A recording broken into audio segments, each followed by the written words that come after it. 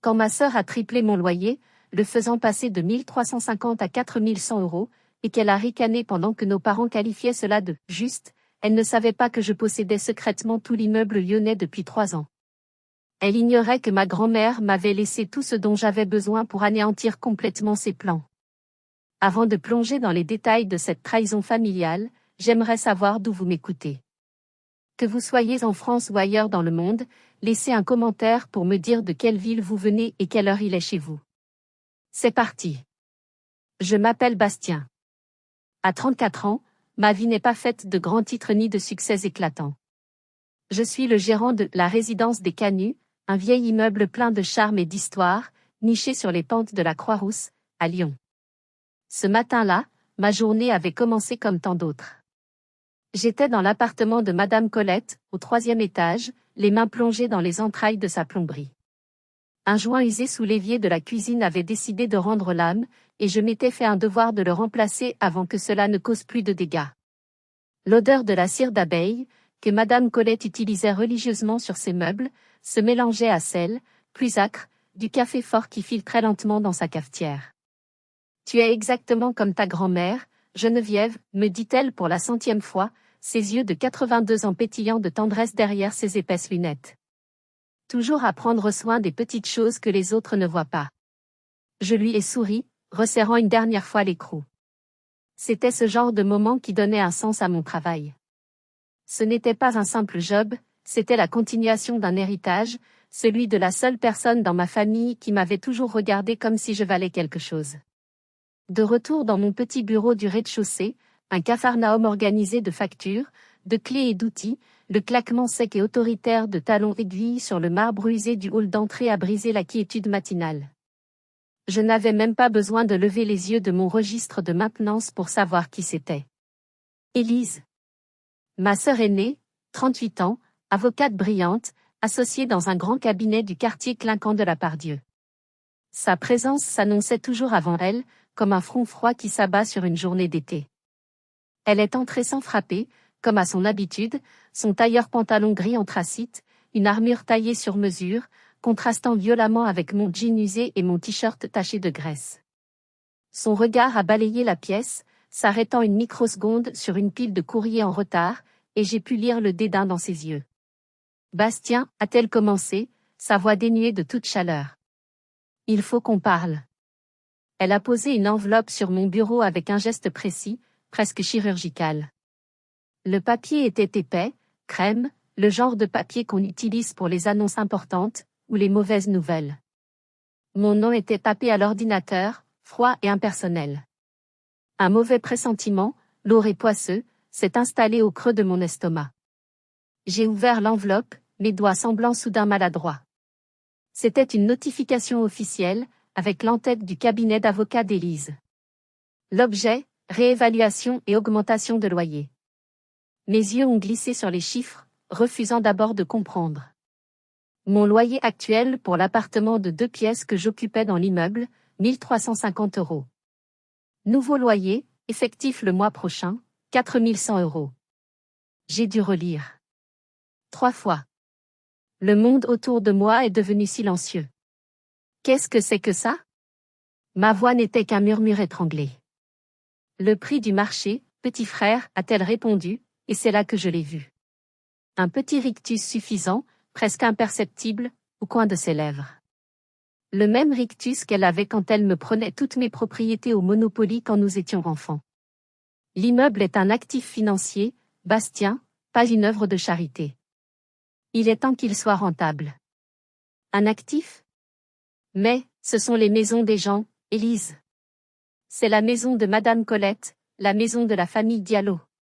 C'est une discussion que la famille a eue le week-end dernier, a-t-elle rétorqué, le mot « famille » prononcé d'une manière qui traçait une ligne claire entre « eux » et « moi ». Papa, maman, oncle Richard, et elle. J'ai compris à cet instant que je n'avais pas seulement été exclue de la décision, mais de la discussion même. Et les parents, ils sont d'accord avec ça, ai-je balbutié, m'accrochant à un dernier espoir. Son rictus s'est élargi en un sourire carnassier. Ils pensent que c'est juste. Ils sont même fiers que je prenne enfin les choses en main. Il est temps que cet immeuble rapporte ce qu'il vaut vraiment. Puis elle a porté le coup de grâce, avec une cruauté désinvolte qui m'a glacé le sang. D'ailleurs, en tant que gérant, tu as jusqu'à la fin de la semaine pour distribuer les notifications d'augmentation à tous les autres locataires. Leur loyer triple aussi, bien sûr. C'est la nouvelle politique. Elle s'est détournée, considérant la conversation comme terminée, comme si elle venait de me demander de sortir les poubelles. Elle me demandait de devenir le bourreau de mes propres voisins, de ces gens que je considérais comme ma véritable famille. Elle s'est arrêtée sur le seuil, me jetant un dernier regard par-dessus son épaule. Ah, et Bastien. Ne le prends pas personnellement. Ce sont juste les affaires. La porte s'est refermée, me laissant seule dans un silence assourdissant, la lettre à la main. Elle semblait peser une tonne. Juste? Mes parents avaient appelé ça juste? Mais ce qu'Élise ne savait pas, ce que toute ma famille ignorait, c'était le secret que grand-mère Geneviève et moi avions partagé dans ce même bureau, 3 ans plus tôt. Un secret qui dormait, attendant précisément ce genre de trahison pour se réveiller. Le téléphone semblait glacial dans ma main, un rectangle de plastique et de verre qui allait soit confirmer mon pire cauchemar, soit me donner une lueur d'espoir. J'ai composé le numéro de mes parents, le cœur battant à tout rompre. Dès que la porte s'était refermée derrière Élise, un déni furieux avait pris le dessus. C'était impossible. Élise exagérait, elle mentait. Elle avait toujours aimé dramatiser. Mes parents ne pouvaient pas, ne voulaient pas faire une chose pareille. C'est ma mère qui a répondu, et dès les premiers mots, j'ai su que j'avais tort. Sa voix était tendue, sur la défensive. Bastien, Élise nous a dit qu'elle passait te voir. J'espère que tu as été raisonnable. Raisonnable? Maman, elle veut tripler mon loyer. Elle veut mettre tout le monde dehors. Le loyer passe à 4100 €. Vous ne pouvez pas être sérieux. Ma voix montait, malgré moi. Il y a eu un long silence à l'autre bout du fil. Puis un soupir. Pas un soupir de tristesse ou d'empathie. Un soupir d'agacement pur. Écoute, Bastien, Élise nous a tout expliqué. Elle a utilisé des termes que tu ne comprends peut-être pas, coût d'opportunité, valorisation d'actifs. Ta sœur est avocate, elle est brillante. Elle sait ce qui est le mieux pour le patrimoine familial. Cet immeuble est un trésor endormi, et nous avons été stupides de le laisser dormir si longtemps. Tu dois arrêter d'être si sentimental. Tu as 34 ans, il est temps de grandir. Sentimental. Le mot était une gifle. Mon père a pris le combiné, et sa voix était encore plus dure, dénuée de toute patience. Ta sœur a travaillé d'arrache-pied pour en arriver là où elle est. Elle gagne plus en un mois que tu ne gagnes en un an. Tu devrais prendre exemple sur elle, au lieu de te plaindre et de t'accrocher au passé. Nous soutenons sa décision à 100%. C'est une décision d'adulte. J'ai raccroché. Je ne l'ai pas claqué. J'ai simplement appuyé sur le bouton rouge, coupant la connexion, coupant le dernier lien qui me rattachait à l'illusion d'une famille. Ce n'était pas seulement un accord. C'était une condamnation. Il ne m'avait pas seulement trahi, il m'avait jugé et trouvé insuffisant. Encore une fois. Soudain, je n'étais plus dans mon bureau en 2025. J'étais de retour dans le salon familial, j'avais 15 ans. Je venais de passer des mois à construire un modèle réduit magnifique du Soleil Royal, un navire de ligne du XVIIe siècle. Chaque corde, chaque voile était parfaite. Je l'avais présenté à mes parents, le cœur plein de fierté. Au même moment, Élise, 19 ans, était rentrée de sa première année de droit à Assas, brandissant son relevé de notes impeccable. Mes parents l'avaient couverte de louanges. Puis mon père s'était tourné vers moi, avait tapoté la coque de mon bateau et avait dit avec un sourire condescendant, « C'est très joli, Bastien, tu es doué de tes mains. Mais quand est-ce que tu vas faire quelque chose de concret, comme ta sœur ?» Ce sentiment d'être invisible, d'être le « gentil mais sans ambition », venait de me frapper à nouveau, avec la force d'un poing en plein visage. Je suis sortie de mon bureau, incapable de rester entre ces 4 murs. J'ai commencé à marcher dans les couloirs de l'immeuble. C'était plus qu'un bâtiment, c'était le sanctuaire que ma grand-mère avait bâti, un refuge contre un monde qu'elle jugeait trop dur. J'ai croisé les enfants de la famille Diallo, Ismaël et la petite Aïcha, qui jouaient dans le couloir avec des petites voitures.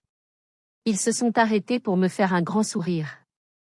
J'ai pensé à Madame Colette, qui vivait de sa maigre retraite de couturière. Comment allait-elle payer un loyer triplé? Elle se retrouverait à la rue. Tous se retrouveraient à la rue.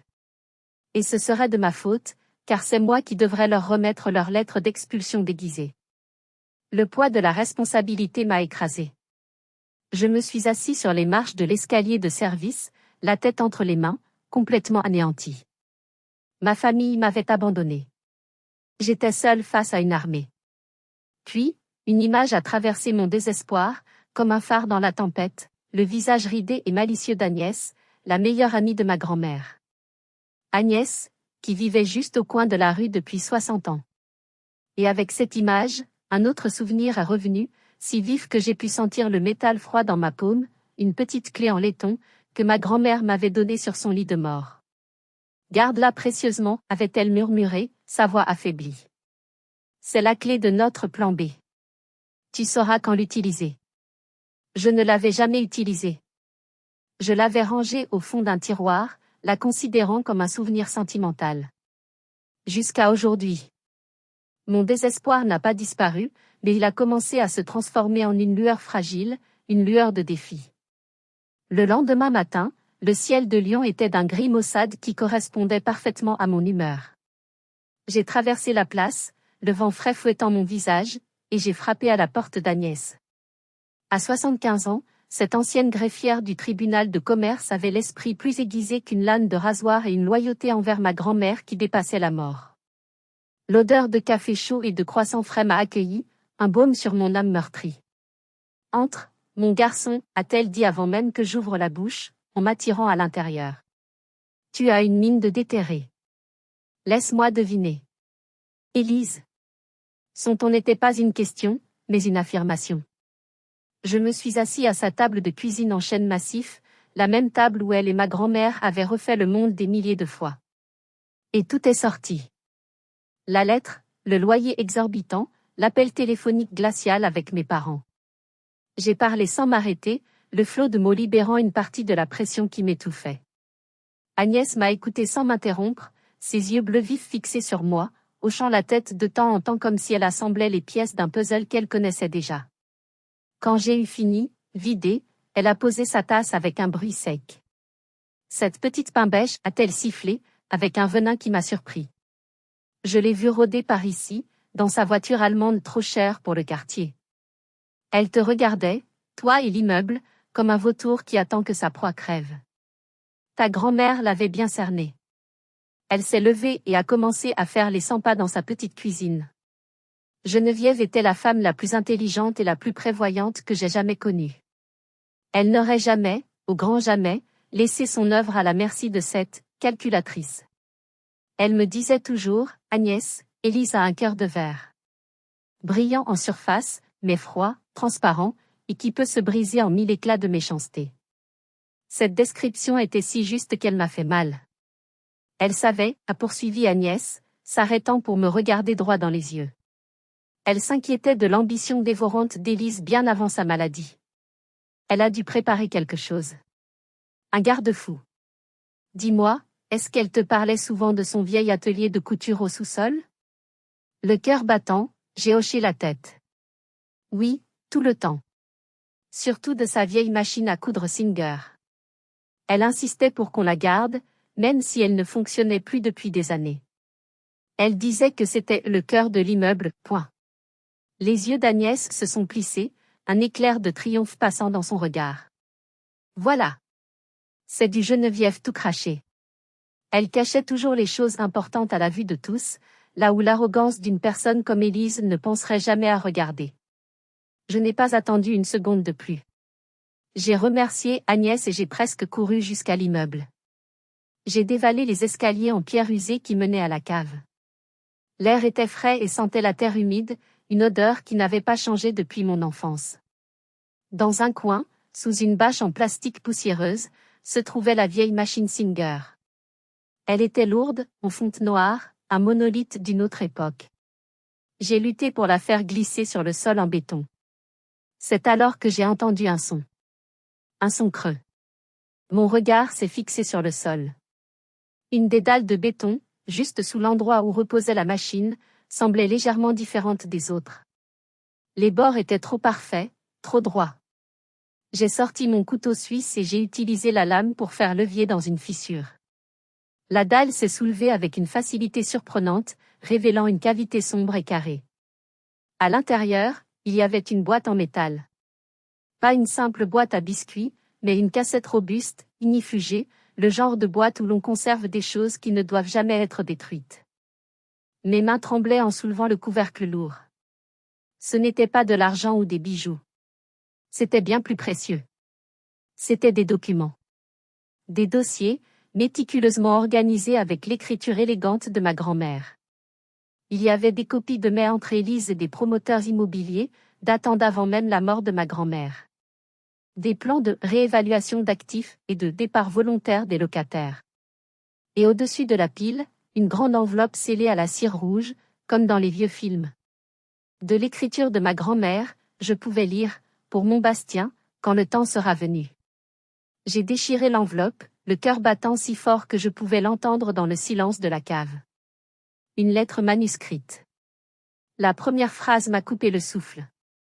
Mon cher Bastien, si tu lis ces mots, cela signifie que ta sœur a enfin montré son vrai visage.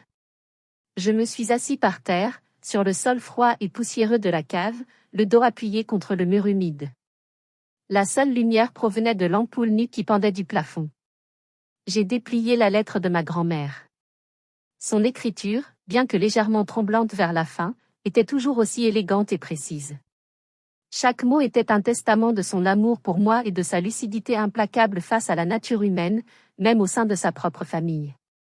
Mon cher Bastien, écrivait-elle, si tu lis ces mots, cela signifie que la peur qui me hantait depuis des années est devenue réalité. Élise a laissé sa cupidité et son arrogance prendre le dessus. Mais ne crains rien, mon garçon. Ne laisse jamais la peur te guider. J'ai toujours su que tu avais en toi une force tranquille, une intégrité profonde que l'ambition de ta sœur ne pourrait jamais acheter ni comprendre. Et je me suis assuré que tu aies les armes pour te défendre, pour protéger ce que nous avons construit ensemble. La lettre continuait, expliquant le plan qu'elle avait mis en place 3 ans plus tôt, avec l'aide de son vieil ami et avocat, Maître Durand.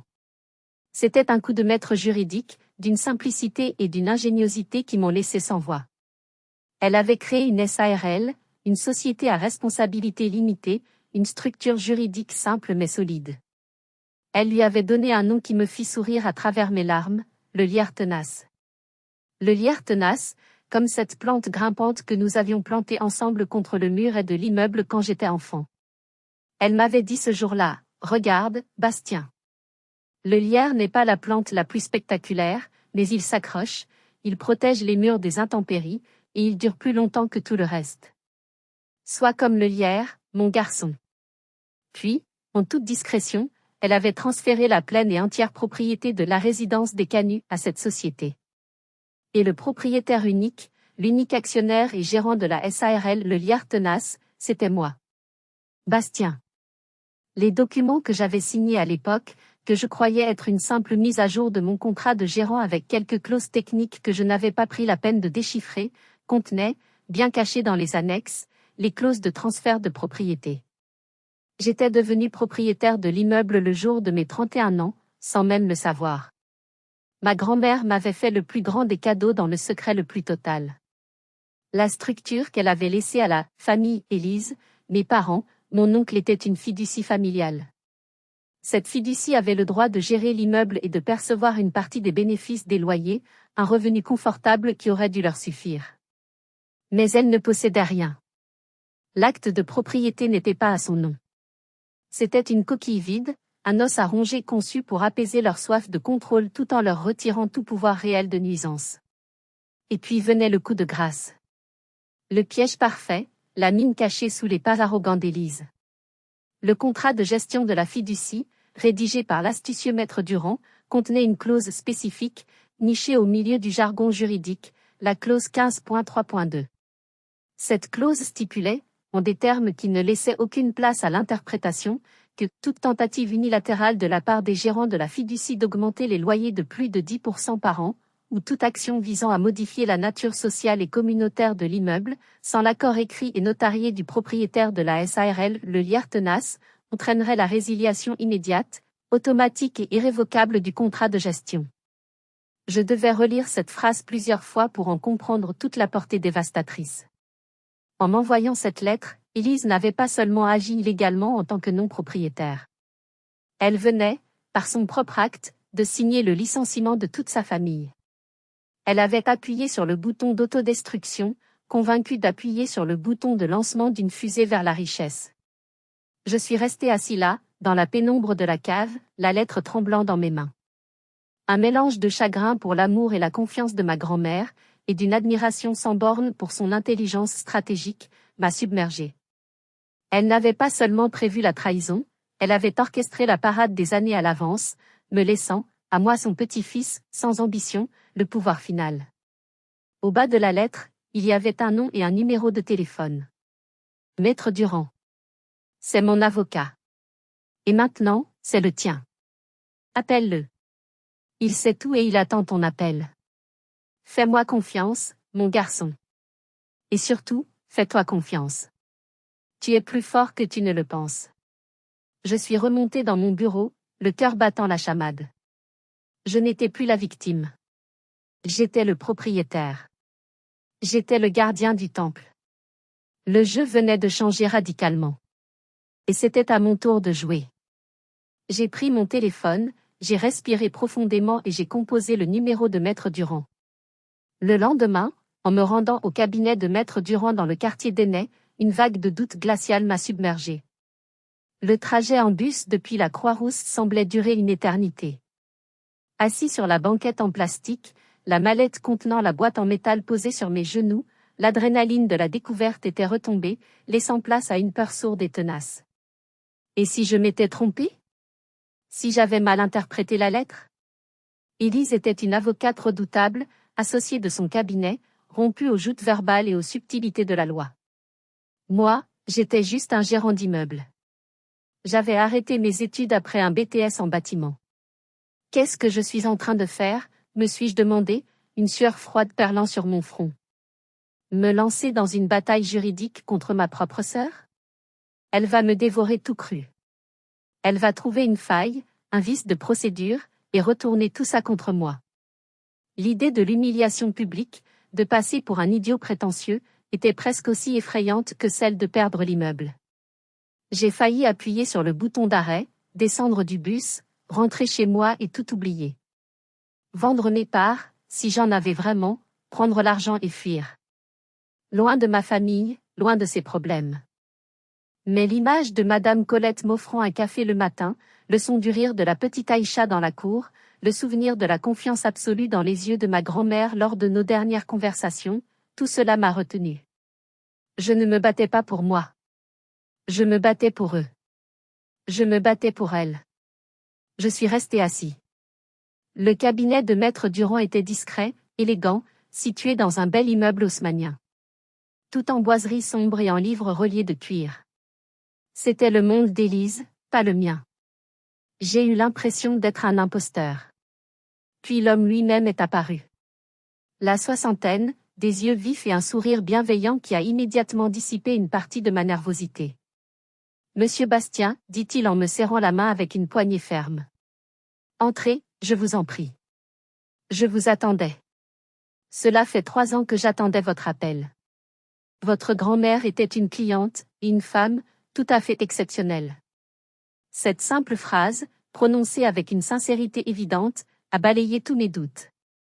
J'ai posé la boîte en métal sur son bureau et je l'ai ouverte. Il a à peine jeté un coup d'œil aux documents. Je connais chaque virgule de ces papiers, a-t-il dit avec un petit sourire. Nous les avons rédigés ensemble, votre grand-mère et moi. Votre titre de propriété sur la résidence des Canuts via la SARL, le liard tenace, est absolument incontestable, blindé et enregistré en bonne et due forme. Votre sœur, en sa qualité de gérante de la fiducie, a agi bien au-delà de ses prérogatives. Il a ajusté ses lunettes, son regard devenant plus sérieux. Pour le dire simplement, elle n'en avait absolument pas le droit. La clause 15.3.2 est une merveille de précision juridique. Elle est sans appel. À l'instant où elle a fait émettre cette notification, elle a, de fait, renoncé à tout droit de gestion. Un poids si énorme s'est soulevé de mes épaules que j'ai dû m'agripper au fauteuil. C'était réel. Tout était réel. Je n'étais pas fou. Alors, que dois-je faire maintenant, ai-je demandé, ma voix encore tremblante. Je vais la confronter? Je lui envoie une lettre recommandée? Maître Durand a souri, un sourire malicieux qui m'a rappelé celui de ma grand-mère. Ce serait la chose la plus évidente à faire, et donc, la moins intelligente. Votre grand-mère et moi avions discuté d'une autre stratégie, si ce jour arrivait. Geneviève disait toujours, ne jamais interrompre un ennemi qui est en train de commettre une erreur. Tends-lui plutôt une pelle pour qu'il creuse plus vite. Il s'est penché en avant. Votre grand-mère suspectait fortement Élise de ne pas être tout à fait honnête avec les finances de l'immeuble. Des frais de maintenance qui semblaient excessifs, des réparations dont elle ne voyait jamais la couleur. Mais depuis la fiducie, nous n'avions plus accès aux comptes détaillés. Mon sang s'est glacé. Vous voulez dire, qu'elle volait? Nous n'avions pas de preuves, a-t-il admis. Mais maintenant, dit-il en me regardant par-dessus ses lunettes, vous n'êtes plus un simple gérant qui peut être ignoré. Vous êtes le propriétaire. Vous avez le droit d'exiger un audit complet des comptes bancaires de l'immeuble. Chaque facture, chaque dépense des 3 dernières années. Il s'est levé et m'a tendu une lettre officielle, portant le sceau de son cabinet. Allez voir votre banque. Présentez-leur ceci, ainsi que les statuts de la SARL. Ils vous donneront tout ce que vous demandez. Ne confrontez pas votre sœur. Pas encore. Laissez-la continuer à croire qu'elle a gagné. Laissez-la s'enfoncer davantage dans son propre piège. Nous devons savoir toute l'étendue de ses actions avant de frapper. Je suis sorti du cabinet d'avocat, non plus comme le Bastien effrayé qui était entré, mais comme le propriétaire de la résidence des Canuts. Une colère froide et déterminée avait remplacé la peur. Ma prochaine destination n'était pas une confrontation avec Élise. C'était la banque. J'allais découvrir jusqu'où la cupidité de ma propre sœur l'avait menée. Armé de la lettre officielle de Maître Durand et des statuts de ma société, je me suis rendu à l'agence bancaire qui gérait les comptes de l'immeuble depuis plus de 40 ans. Le directeur, M. Vallet, un homme à la chevelure poivre et celle qui avait personnellement connu ma grand-mère, m'a reçu dans son bureau au mur lambrissé. Il a lu la lettre de l'avocat, puis a examiné les statuts de la SARL avec une attention professionnelle, fronçant les sourcils. Il a relu les documents une deuxième fois. Finalement, il a levé les yeux vers moi, un sourcil haussé, un mélange de surprise et d'amusement dans le regard. Eh bien, Geneviève ne cessera donc jamais de me surprendre, même d'outre-tombe. Elle avait plus d'un tour dans son sac, cette grande dame. Toutes mes félicitations, monsieur le propriétaire. Le titre sonnait encore étrange à mes oreilles. Il a fait pivoter son écran d'ordinateur vers moi. Voici les comptes de l'immeuble pour les 3 dernières années, depuis le décès de votre grand-mère et la mise en place de la fiducie. Que cherchez-vous exactement? Toutes les dépenses liées à la maintenance, aux réparations et aux fournisseurs, ai-je répondu, le cœur battant à un rythme irrégulier. Ligne après ligne, les transactions défilaient. Des centaines. Au début, rien ne semblait anormal, des factures pour l'électricité des parties communes, le contrat de nettoyage, l'entretien de l'ascenseur. Puis, un nom de société a attiré mon attention, Service Immobilier Lyonnais. Une facture de 8 000 € pour une réparation d'urgence de la toiture suite à une tempête. Je ne me souvenais absolument pas de cette réparation. J'étais sur le toit après chaque coup de vent, et il n'y avait jamais eu de dégâts majeurs. 2 mois plus tard, une autre société, Maintenance Premium Rhône. 9 500 € pour une mise aux normes du système électrique des caves. C'était faux. J'avais personnellement changé quelques ampoules, mais c'était tout. Une troisième est apparue, Prestige Façade et Rénovation, pour un traitement anti-graffiti à 6 500 €. Le seul graffiti que nous ayons eu était un petit cœur dessiné à la craie par un enfant, que j'avais effacé avec une éponge. Monsieur Vallet, pouvez-vous faire une recherche sur ces 3 sociétés, s'il vous plaît, ai-je demandé, une boule de glace se formant dans mon estomac. Le directeur a tapé sur son clavier, son visage devenant de plus en plus sombre. Quelques minutes plus tard, il s'est renfrogné. C'est très étrange. Elles ont toutes été créées il y a environ 2 ans et demi, à quelques semaines d'intervalle.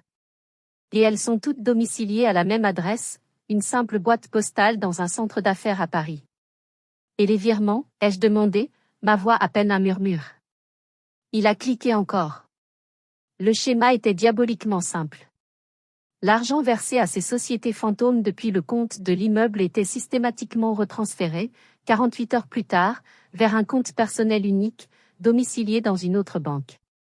Le nom du titulaire s'est affiché en lettres noires sur l'écran. Élise. La vérité était pire que tout ce que j'avais pu imaginer. J'ai fait le calcul avec le directeur, facture après facture, mensonge après mensonge. Le total était vertigineux, révoltant. 92 000 euros.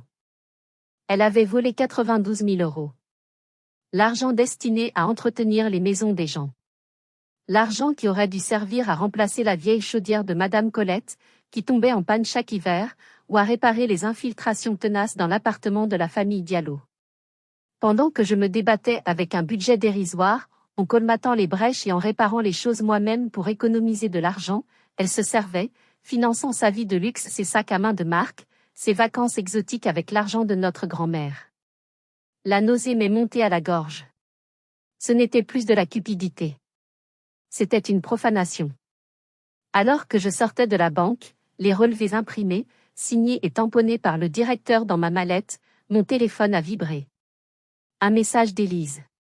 C'était une photo d'elle, souriante, assise à la terrasse d'un café à Saint-Tropez, une coupe de champagne à la main. Le message disait: « J'espère que tu as commencé à distribuer les lettres. Fais-le vite, et bientôt tu pourras toi aussi te payer de vraies vacances, au lieu de croupir dans ton trou. » Ce smiley. Ce putain de smiley narquois. C'est à ce moment-là que le chagrin s'est transformé en glace. La tristesse s'est muée en une fureur froide et calculée. Le jeu de la défense était terminé. Il était temps de passer à l'attaque. Suivant la stratégie de Maître Durand, je suis entré dans une phase de guerre froide. Le but n'était plus seulement de me défendre, mais de rassembler des preuves irréfutables de la nature véritable d'Élise, pour qu'elle ne puisse jamais prétendre être une victime ou une femme d'affaires incomprise. J'ai répondu à son message de Saint-Tropez par un simple « J'y travaille ». C'est plus compliqué que prévu. Chaque message que j'envoyais était une petite pièce de théâtre, un appât pour la faire parler, pour la faire se trahir. Mais Élise perdait patience. Et une Élise impatiente était une Élise dangereuse et imprudente. La première attaque est venue de manière insidieuse. Monsieur Arnaud, le locataire du deuxième, un homme âgé, veuf et facilement influençable, a commencé à se plaindre. Il y a des rats dans les murs, Bastien. Je les entends gratter toute la nuit. Vous ne faites rien. Cet immeuble tombe en ruine. J'ai fait venir une entreprise de dératisation professionnelle, une vraie celle-ci. Le technicien a passé 2 heures à inspecter chaque recoin de l'appartement de Monsieur Arnaud et les parties communes. Son verdict était sans appel, aucune trace de rongeur. Pas une crotte, pas un nid, pas un bruit. Quelqu'un vous fait une mauvaise blague, monsieur. Je savais qui était ce « quelqu'un ». Élise était en train de semer la panique, utilisant la peur d'un vieil homme comme une arme. Quelques jours plus tard, l'interphone de l'immeuble est tombé en panne. Complètement. Du jour au lendemain, plus rien. Plus personne ne pouvait entrer ou sortir sans descendre ouvrir manuellement. C'était le chaos pour les livraisons, les infirmières qui venaient voir les personnes âgées, les familles avec des enfants en bas âge. J'ai reçu une copie d'un email qu'Élise avait envoyé à nos parents. Comme vous pouvez le voir, Bastien est complètement dépassé par les événements. Il ne peut même pas gérer un simple problème d'interphone. Son incompétence met les résidents en danger. Il est urgent d'agir. Cette nuit-là, je l'ai passé seul dans le hall, à la lueur d'une lampe de poche, entouré de fils de toutes les couleurs et de schémas électriques que je ne comprenais qu'à moitié. J'étais épuisé, physiquement et mentalement. Certains locataires, à bout de nerfs, commençaient à me regarder de travers. J'ai entendu des murmures dans mon dos, peut-être que sa sœur a raison, peut-être qu'il n'est pas à la hauteur. C'est le moment où j'ai failli craquer. Assis sur le sol froid à 3 heures du matin, une odeur de plastique brûlé flottant dans l'air, je me suis dit, et si je vendais? Prends l'argent, Bastien. Disparaît. Va vivre au bord de la mer, commence une nouvelle vie loin de tout ça. La tentation était immense, un chant de sirène promettant la paix. Alors que j'étais au plus bas, que j'allais abandonner et monter me coucher, la porte de l'appartement des Diallo, juste à côté du hall, s'est entr'ouverte. La petite Aïcha, leur fille de 6 ans, s'est approchée timidement, en pyjama. Elle m'a tendu un verre de lait chaud et un biscuit. C'est pour vous donner des forces, monsieur Bastien, a-t-elle murmuré, ses grands yeux sombres pleins de confiance. Maman dit que vous êtes notre gardien et que les gardiens ne dorment jamais. Ce simple geste, cette confiance absolue d'une enfant, a agi comme un électrochoc. Je n'étais pas seule. Je me battais pour eux. Pour cette petite fille qui croyait en moi plus que ma propre famille. Ma résolution est revenue, plus forte et plus dure que jamais. Le lendemain, à l'aube, l'interphone fonctionnait. J'avais trouvé le problème, un fil crucial avait été délibérément sectionné, d'une coupe nette et précise. C'est là que j'ai décidé de tendre mon propre piège. J'ai appelé Élise, en activant l'enregistrement sur mon téléphone. J'ai pris la voix la plus paniquée et la plus défaite que je pouvais. Élise, c'est la catastrophe. C'est pire que ce que je pensais. Les locataires s'organisent, ils ont contacté une association de défense des locataires, ils parlent de faire un procès en nom collectif. Je suis dépassée, je ne sais plus quoi faire. De l'autre côté de la ligne, j'ai entendu son rire. Un rire sec, méprisant, dénué de toute sympathie. Enfin, tu comprends. Laisse-les faire leur simagrée. Ça ne servira à rien. On va simplement rendre leur vie impossible. Comment ça, ai-je demandé, jouant l'ignorant. Oh, c'est facile, a-t-elle dit, sa voix pleine d'une suffisance cruelle. On va commencer par quelques inspections surprises, pour des raisons de sécurité. On va trouver des violations mineures, un pot de fleurs mal placé, une rallonge électrique non conforme, des prétextes pour les harceler légalement. Et si ça ne suffit pas, on passera à la vitesse supérieure. Une petite infestation de punaises de lit, par exemple. C'est intraçable, ça coûte une fortune à traiter, et ça fait fuir n'importe qui. D'ici l'été, l'immeuble sera vide, et nous aurons notre offre à 8 chiffres. Sois patient, petit frère. La victoire est proche. Des punaises de lit. Elle avait dit ça. Elle était prête à infliger ça à des familles, à des enfants, à des personnes âgées. J'ai raccroché, le souffle coupé. La conversation était enregistrée. J'avais sa confession. Le monstre avait enfin retiré son masque. J'ai envoyé le fichier audio à Maître Durand avec un simple mot, je crois que nous avons tout ce qu'il nous faut. Dites-moi quand et où. La réponse de Maître Durand est arrivée quelques heures plus tard, laconique et puissante. Parfait. Maintenant, nous attendons qu'elle fasse le prochain pas, laissez-la venir à nous. Je n'ai pas eu à attendre longtemps. Exaspérée par ma prétendue lenteur et probablement furieuse que j'ai réussi à réparer l'interphone, Élise a décidé de porter les stockades. Le vendredi après-midi, un email officiel, glacial et impérieux, est arrivé dans ma boîte de réception. Il était intitulé d'une manière qui se voulait intimidante. Objet, convocation à une réunion extraordinaire du Conseil de la fiducie familiale.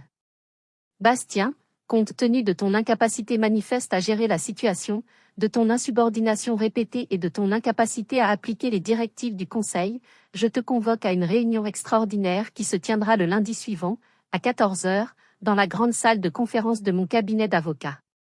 L'unique point à l'ordre du jour sera ton licenciement pour faute grave et ton expulsion subséquente de l'appartement que tu occupes. Ta présence est requise. Elle avait mis nos parents et notre oncle Richard en copie. C'était la déclaration de guerre finale. Elle n'allait pas seulement me virer, elle allait le faire sur son territoire, dans son temple de pouvoir, pour m'humilier devant toute la famille et me jeter dehors sans ménagement. Je suis resté un long moment à regarder cet email, la typographie nette, le ton autoritaire. J'aurais dû avoir peur. J'aurais dû paniquer. Mais je ne ressentais qu'un calme étrange, une certitude glaciale. Le prédateur était enfin sorti du bois, se jetant tête baissée dans le piège. J'ai cliqué sur « Répondre à tous ». J'ai ajouté Maître Durand en copie visible. Puis j'ai créé une nouvelle liste de diffusion que j'ai nommée « La communauté des canuts » et j'y ai ajouté les adresses e-mail de tous les locataires de l'immeuble. J'ai mis cette liste en copie également. Puis j'ai tapé ma réponse, pesant chaque mot. Objet, convocation à une réunion extraordinaire. Chère Élise, chers membres de la famille, chers résidents, je prends note de ta convocation. Cependant, le lieu que tu as choisi, aussi prestigieux soit-il, ne convient pas. Une réunion concernant l'avenir de la résidence des canuts ne peut et ne doit se tenir qu'en son sein. C'est une question de respect pour ce lieu et pour les personnes qui y vivent. Par conséquent, la réunion n'aura pas lieu dans ton cabinet. Elle se tiendra le même jour et à la même heure, lundi à 14 heures, dans la salle commune de notre immeuble. En tant que propriétaire et unique décisionnaire de la SARL Le Lierre Tenace, ma présence n'est pas seulement requise, elle est nécessaire pour présider cette assemblée. J'attends votre présence à tous pour une mise au point qui s'avère nécessaire. Cordialement, Bastien. Propriétaire, SARL Le Lierre Tenace. J'ai appuyé sur « Envoyer ». L'effet a été sismique. Moins d'une minute plus tard, mon téléphone a sonné. C'était Élise, hurlant, sa voix stridente et méconnaissable. Qu'est-ce que c'est que cette plaisanterie? Sarl? Propriétaire? Tu es devenu complètement fou? Tu es en train de tout gâcher. On en discutera lundi, Élise, ai-je répondu calmement. En personne. Devant tout le monde. N'oublie pas d'être à l'heure. Et j'ai raccroché, coupant court à son flot d'injures. Le week-end a été le plus long et le plus tendu de ma vie. Le lundi matin, comme je m'y attendais, mes parents ont débarqué dans mon appartement, sans prévenir. Ils n'étaient pas seulement furieux. Ils étaient désespérés. Bastien, arrête ce cirque immédiatement et présente tes excuses à ta sœur, a ordonné ma mère, les mains tremblantes. Tu te ridiculises et tu nous ridiculises avec tes histoires de propriétaire. Tu vas te faire poursuivre en justice. Tu es en train de scier la branche sur laquelle nous sommes tous assis, a ajouté mon père, le visage sombre. Arrête ce jeu et démissionne avec le peu de dignité qu'il te reste. Je les ai regardés. La panique et la colère sur leurs visages étaient réelles. Ils ne voyaient toujours pas, ou refusaient de voir. Je ne démissionnerai pas, ai-je dit doucement mais fermement. Et je vous conseille vivement d'être présent à 14 heures. Vous allez apprendre beaucoup de choses sur la manière dont votre fille gère les affaires familiales. Je les ai raccompagnés jusqu'à la porte. Leur regard était plein d'incompréhension et de ressentiment. Ils ne savaient pas qu'ils n'assisteraient pas à mon licenciement, mais à l'effondrement public et spectaculaire du monde qu'ils avaient contribué à construire autour de leur fille en or. L'heure de la confrontation avait sonné. À 14 heures précises, la salle commune de la résidence des canuts était pleine à craquer. L'air était électrique, chargé d'une tension palpable. Tous les locataires étaient là, de Madame Colette, assise au premier rang avec une dignité royale, à la jeune famille Diallo, leurs enfants sagement assis à leur côté. Ils ne savaient pas à quoi s'attendre, mais mon email les avait tous mobilisés. Leur visage était un mélange d'anxiété et d'espoir. Agnès était assise à côté de Madame Colette, me faisant un clin d'œil encourageant. Maître Durand, impeccable dans son costume sombre, se tenait à mes côtés, une mallette pleine de documents posés sur la table devant nous. La porte s'est ouverte avec fracas, comme si on l'avait poussée avec colère. Élise est entrée, suivie de près par mes parents et mon oncle Richard. Leurs visages se sont décomposés en voyant la foule. Ils s'attendaient à une réunion privée, à une exécution en petit comité. Pas à un tribunal public. Qu'est-ce que tout ce cirque, a sifflé Élise, ses yeux lançant des éclairs dans ma direction. La réunion du conseil est privée. Faites sortir tous ces gens. Personne ne sortira, Élise, ai-je répondu, ma voix, amplifiée par le petit micro que nous avions installé, résonnant dans le silence soudain. Pas aujourd'hui. Aujourd'hui, tout se fait dans la transparence. Mes parents se sont approchés de moi, le visage blême. Bastien, il est encore temps d'arrêter cette folie, a murmuré ma mère, me suppliant du regard. Présente tes excuses, nous trouverons un arrangement. Je me suis levée, faisant face à ma famille d'un côté et à ma communauté de l'autre. J'ai pris le micro. Chers membres de la famille. Chers résidents. Merci d'être ici. Élise a convoqué cette réunion avec un seul point à l'ordre du jour, mon licenciement. Un murmure a parcouru la salle. Elle estime que je suis incompétent et que je dois être démis de mes fonctions. Elle a raison sur un point, il y a bien eu une faute grave de gestion. Mais elle se trompe de coupable. J'ai fait un signe à Maître Durand. Il a allumé le projecteur. Le premier document est apparu sur le mur blanc, les statuts officiels de la SARL Le Lierre Tenace. Mon nom, Bastien, était clairement visible comme unique gérant et propriétaire. Comme vous pouvez le voir, pendant les 3 dernières années, j'ai géré cet immeuble non pas en tant que simple employé, mais en tant que propriétaire. Le silence était si total qu'on aurait pu entendre une mouche voler. Mes parents étaient pétrifiés, leur bouche entr'ouverte. Mon oncle a ouvert de grands yeux, comme s'il ne comprenait pas la langue que je parlais. Élise était livide, son visage passant du rouge de la colère au blanc de la stupeur. C'est un faux. C'est un montage. J'ai vérifié les registres de la fiducie. C'est impossible, a-t-elle balbutié. Vous avez vérifié la fiducie, maître, a corrigé poliment Maître Durand, sa voix calme tranchant avec l'hystérie montante d'Élise.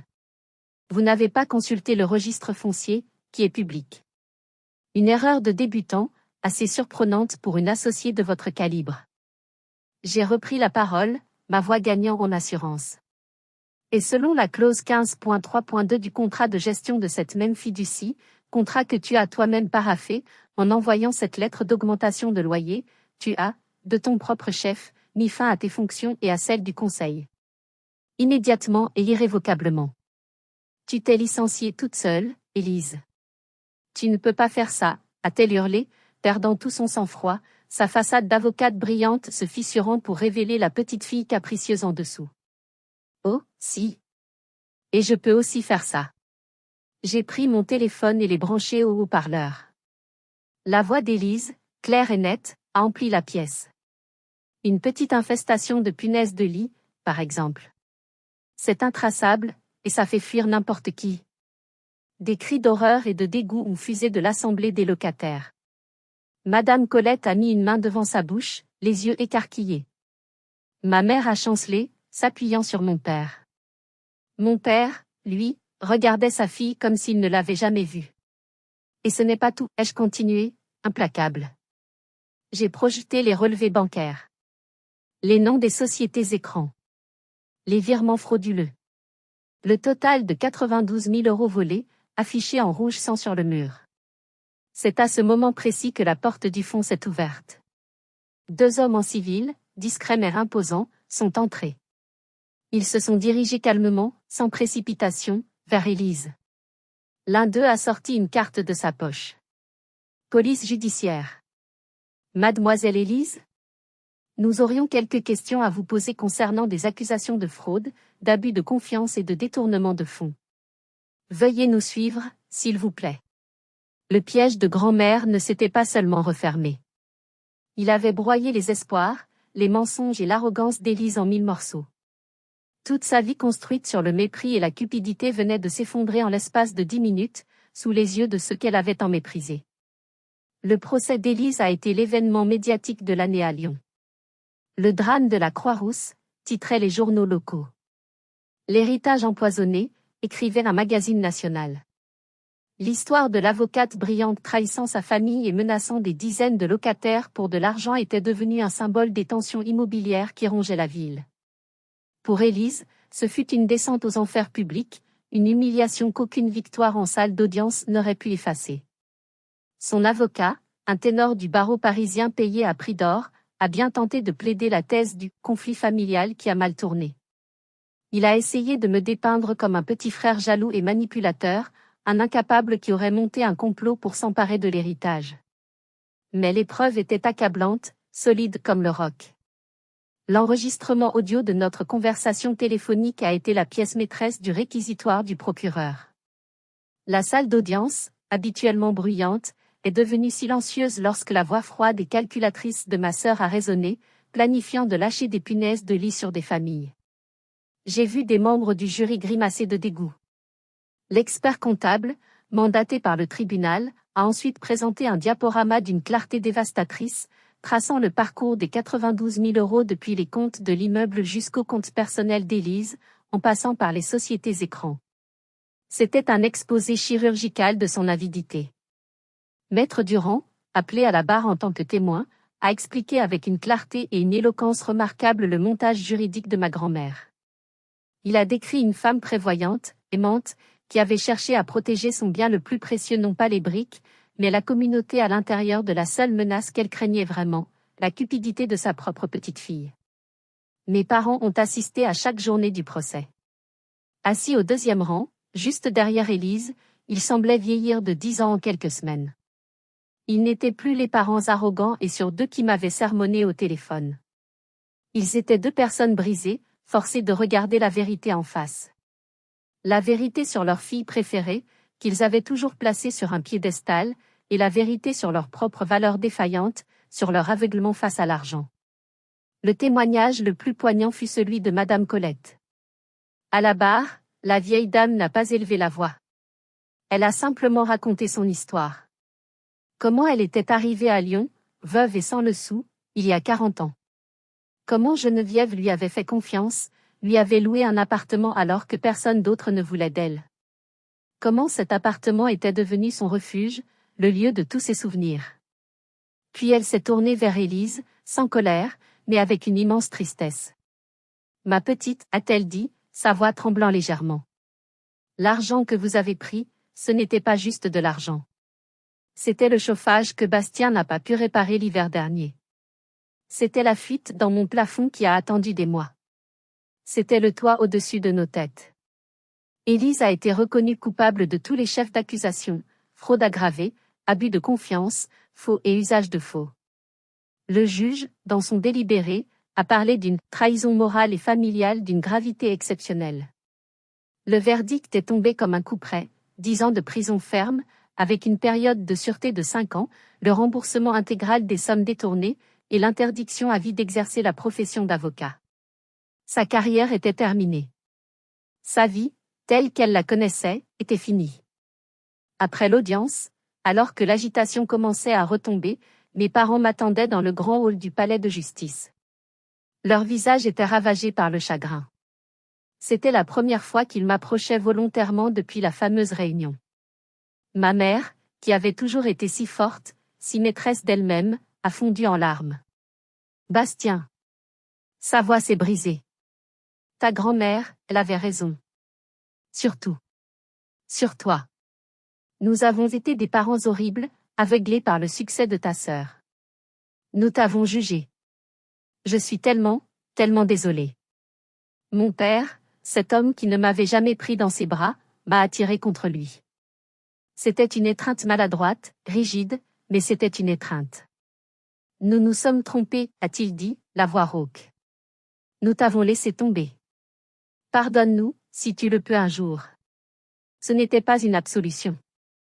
Les blessures étaient trop profondes pour guérir en un instant. Mais c'était un début. Un premier pas fragile sur un long chemin de reconstruction. En regardant ma sœur être emmenée par les gardes, le visage dur et sans remords, je n'ai ressenti aucune joie, aucune victoire. Seulement une immense tristesse et un gâchis infini. La justice avait été rendue, mais à quel prix?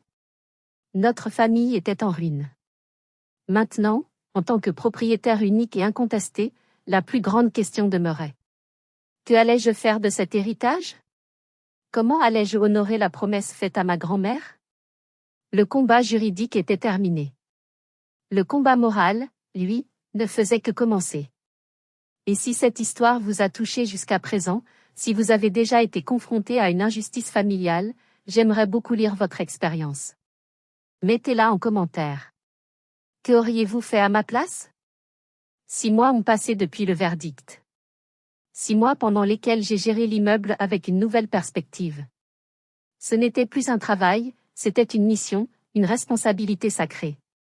J'ai utilisé les premiers remboursements d'Élise, versés par l'État après la saisie de ses biens, pour lancer les travaux qu'elle avait empêchés. Nous avons installé une nouvelle chaudière collective, moderne et économique. Nous avons refait l'étanchéité du toit. Nous avons réparé les fissures et repeint les couloirs.